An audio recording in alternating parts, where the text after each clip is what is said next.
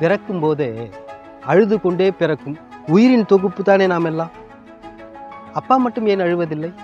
அப்பாவும் அழுது கொண்டு தான் இருக்கிறார் நமக்கு தெரியாமல். அதனால தான் அப்பாவுக்கு அழ தெரியாதுனோ, அப்பாவுக்கு கண்ணீர் வராதுனோ கவிஞர் நாமுத்துக்குமார் அவர்கள் சொல்லலை. தகப்பனின் கண்ணீரை பார்க்க முடியாதுன்னு சொல்லியிருக்காரு. தகப்பனின் கண்ணீரை கண்டுவது. இந்த மண்ணில் ஒரு வழக்கம் இருக்கு, பாட்டன் சொத்து பேரனுக்கு. இவர் சொல்றாரு பாட்டி சொத்தும் பேரனுக்கு. கிபியில இவர் இந்த பாடலை எழுத சில ஆயிரம் வருடங்களுக்கு முன்பே இந்த வரியை எழுதி வச்சுட்டு போயிருக்கிறாங்க நமது தமிழ் மூதாட்டி அவ்வை.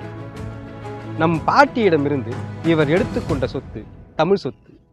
தந்தை சொல்மிக்க மந்திரம் இல்லை எனும் சொல்லை இவர் நமது பாட்டியிடமிருந்தே எடுத்துக்கொண்டார். எளிமையாக சொல்லணும்னா, விஞ்ஞான உலகம் இது போன்ற வார்த்தைகளின் உண்மை பொருளை இன்னும் தேடிக்கொண்டுதான் இருக்கிறது. என் உயிர் அணுவில் வரம்